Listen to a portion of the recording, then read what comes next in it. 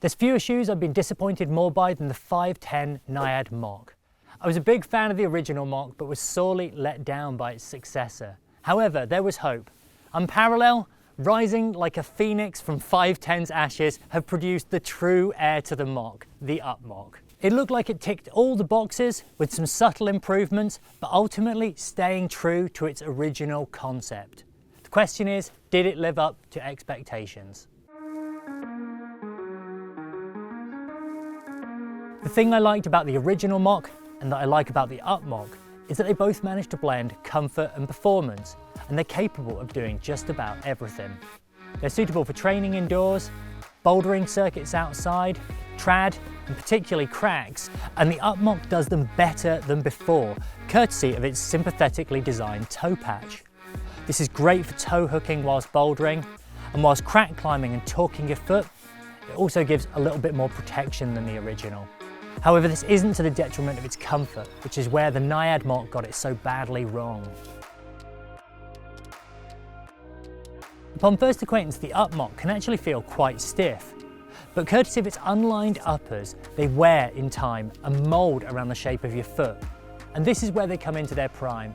This is where they're at their most flexible and adaptable, and is the time when you can basically leave them on all day, irrespective of whether you're doing that circuit or the back-to-back multi-pitch routes.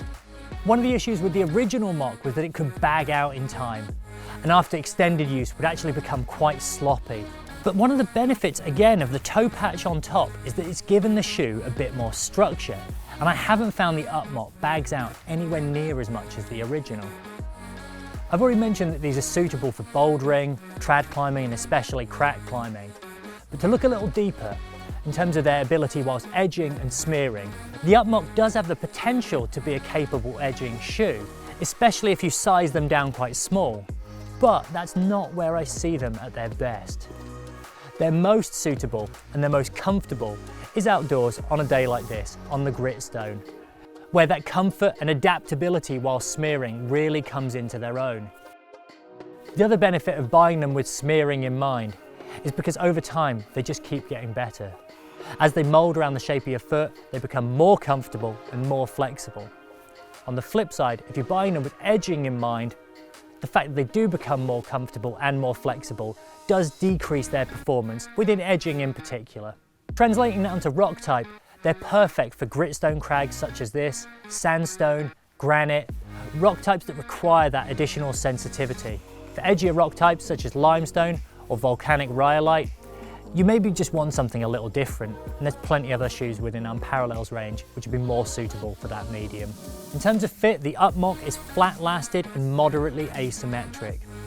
In terms of both volume and width, it sits somewhere in the middle, and in terms of width, could even be a little bit on the narrower side. Now, I'm not someone that has narrow feet. My feet are probably at the wider end of the spectrum. That doesn't necessarily mean that the Up Mocc is a write-off because of the way that they grow and flex around your foot. It's definitely a shoe that is worth trying before you buy, not least because of the fact that there's no straps or laces to compensate for any lack of fit, if that's a problem for you. Size-wise, I went down 1.5 UK sizes for a snug technical fit. If you're after something a little bit more relaxed, a single size would do. In terms of the rubber, Unparallel have a reputation of having some of the stickiest stuff around.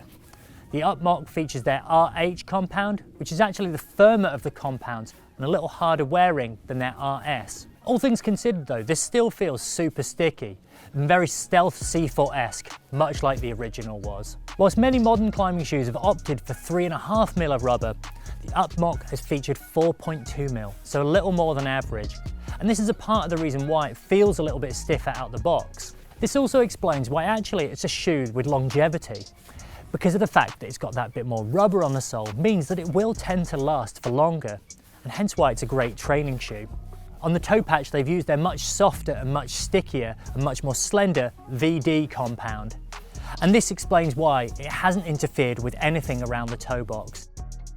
Were there to be a criticism, it would simply be that whilst they are a significant step up from the NIAD Mocc, They're still relatively basic in terms of their construction, but considering their price of £115 is actually a pretty good price point.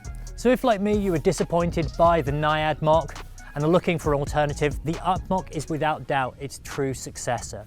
If you've never used the NIAD Mocc and have no idea what I'm talking about, but you're looking for a competitively priced slipper that's good for a little bit of everything, blending both comfort and performance, then it's a really good shoe.